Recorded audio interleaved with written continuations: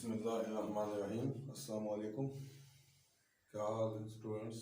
उम्मीद है आप सब ठीक होंगे।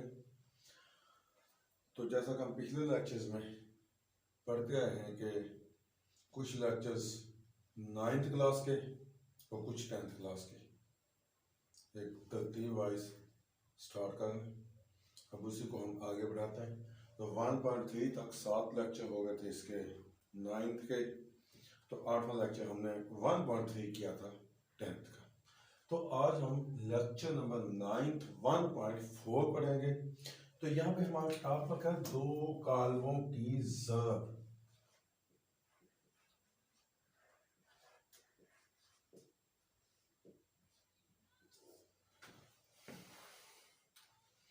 Multiply of two matrix. अब जब सबसे पहले आपको ये पता होना चाहिए कि ज़रब मुमकिन किन की है। दो कालमों की ज़रब तब मुमकिन है जब एक कालम की कतार के अरकान और दूसरे कालम के अरकान आपस में मसावी हो। अगर हम ए बी यानी ए ज़रब बी तब मुमकिन है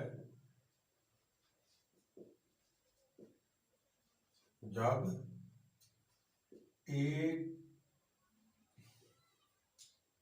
की कतार के अरकान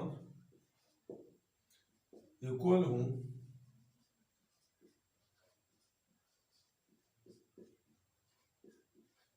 बी के कॉलम के अरकान। फॉर एग्जांपल ए मैट्रिक्स है और बी मैट्रिक्स है। तो अब हमने ये देखना कि इसकी कतार में कितने एलिमेंट्स हैं, 3। तो उसका कॉलम में कितने हैं, 3। तो ये मुमकिन है और बी ए मुमकिन होगा। पहले हम ए भी मुमकिन करते हैं।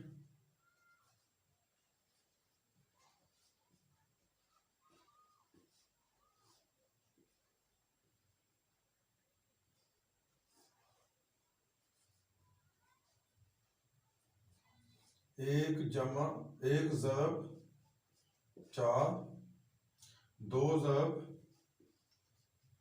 5 और 3 ज़रब 6।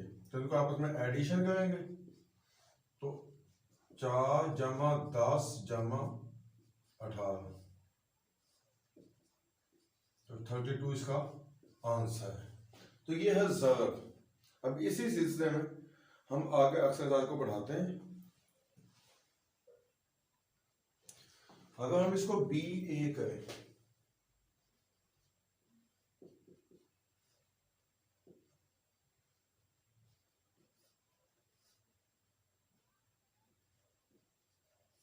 तो इसकी कतार के अरकान और उसके कॉलम के अरकान, इसकी कतार में एक एलिमेंट है तो उसके कॉलम में एक, तो ये भी पॉसिबल है।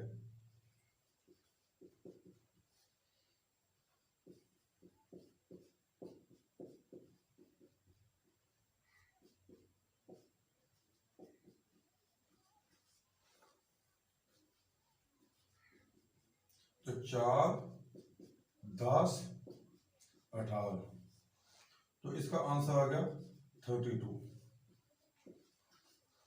तो साबित हुआ कि ए की कतार के अरकान और बी के कॉलम के अरकान अगर आपस में सेम है, यानी उनकी तादाद सेम है, तो मल्टीप्लाई मुमकिन है, वरना नहीं।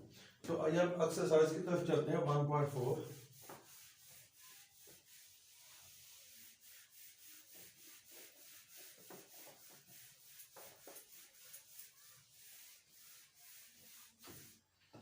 तो कहता है कि क्या ज़रबी हासिल मुमकिन है या नहीं। तो उसने हमें दो मैट्रिक्स दिए हुए हैं। क्वेश्चन नंबर 1,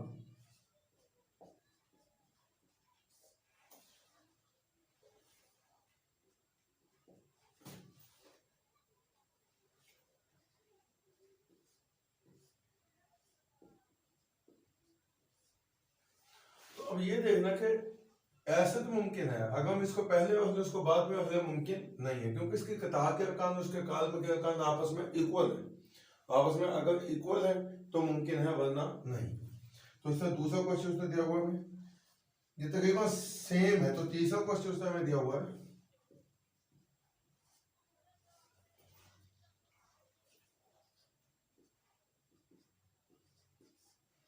तो ये तो था मुमकिन है।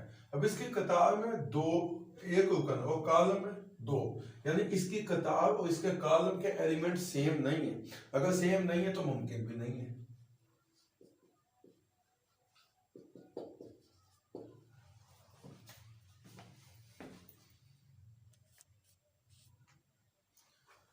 तो ये मुमकिन नहीं है क्योंकि इसकी कतार में एक एलिमेंट है जबकि उसके कॉलम में दो एलिमेंट है, तो इनका ज़र्ब मुमकिन नहीं है। तो दो कॉलमों की ज़र्ब उसी वक्त मुमकिन है जब पहले कॉलम की कतार और दूसरे कॉलम के कॉलम के अरकान सेम।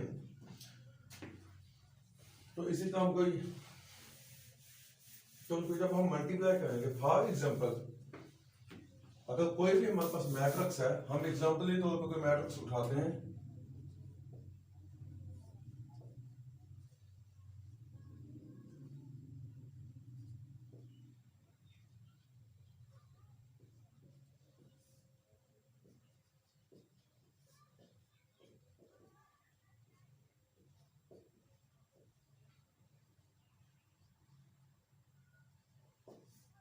तो मतलब 3/3।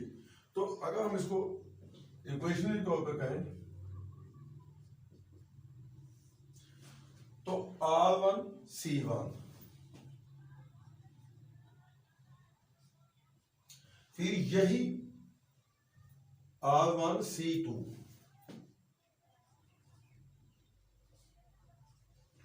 और यही R1 C3।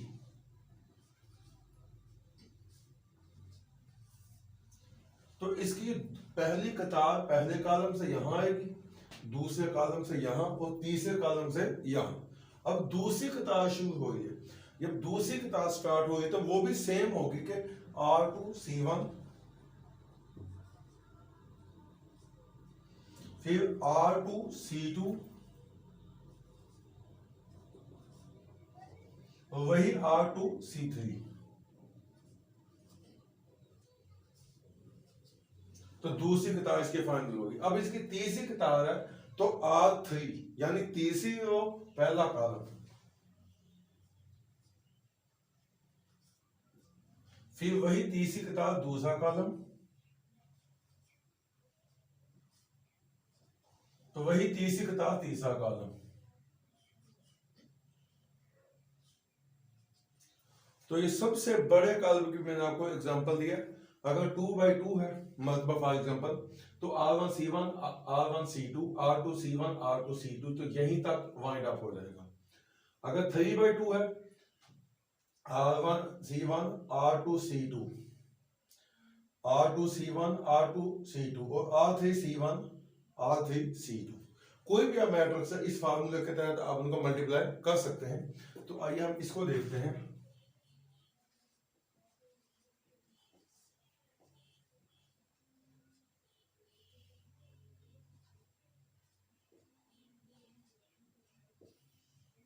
तो दूसरा मैट्रिक्स उठाएंगे हम,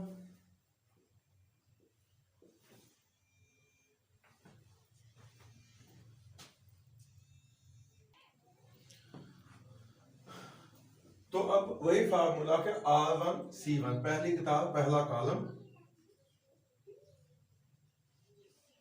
तो 1 ज़रब 1 जमा 2 ज़रब 2 जमा 3 ज़रब 3, पहली किताब पहला कॉलम। अब R1 C2 यानी पहली किताब दूसरा कॉलम, जो आगे 1 ज़रब -1 जमा 2 ज़रब -2 जमा 3 ज़रब -3। इसी तरह R1 C3 1 ज़रब 1, तो इसको हम हटा देते हैं थोड़ा सा।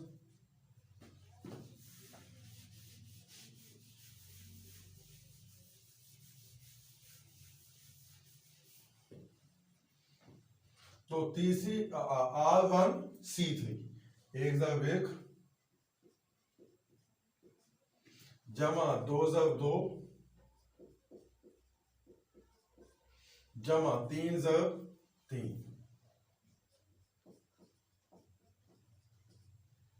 तो अब R2 C1 4 ज़रब 1 जमा 2 ज़रब 2 जमा 1 ज़रब 3। अब R2C2 यानी दूसरी किताब दूसरा कॉलम 4 ज़रब नफी 1 जमा 2 ज़रब नफी 2 जमा 1 ज़रब नफी 3। अब R2C3 यानी दूसरी किताब तीसरा कॉलम 4 ज़रब 1 जमा 2 ज़रब 2 जमा 1 ज़रब 3। अब R3C1 तीसरी किताब पहला कॉलम 3 ज़रब 1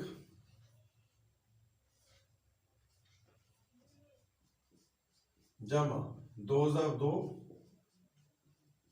जमा नफी 1 ज़रब 3। अब R3C2 यानी तीसरी किताब दूसरा कॉलम 3 ज़रब नफी 1 जमा 2 ज़रब नफी 2 जमा नफी 1 ज़रब 3।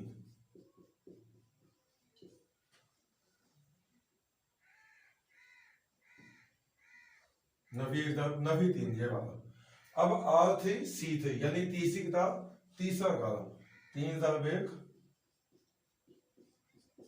जमा 2 ज़रब 2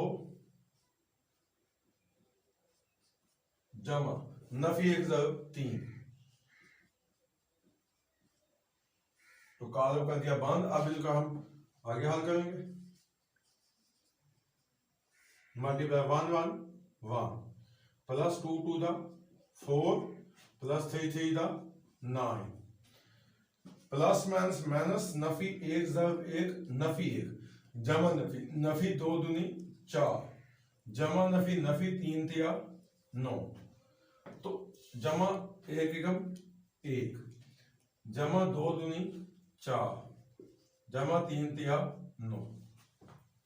अब 4 एकम 4 जमा 2 दूनी 4 जमा 3 एकम 3। अब नफी जमा नफी 4 एकम 4 नफी जमा नफी 2 दूनी 4 नफी जमा नफी 3 एकम 3। अब 4 एकम 4 जमा 2 दूनी 4 जमा 3 एकम 3। तो अब 3 एकम 3 जमा 2 दूनी 4 जमा नफी नफी। तो 3 एकम 3 जमा नफी नफी 3 एकम 3 जमा नफी नफी 2 दूनी 4।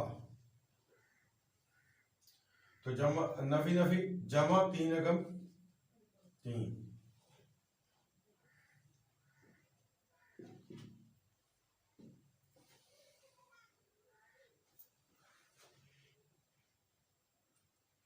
नफी नफी जमा सही। अब 3 एकम 3 जमा 2 दूनी 4 जमा नफी नफी 3 एकम 3। तो इसको हम जमा माइनस कर देंगे। 14 माइनस 14 प्लस 14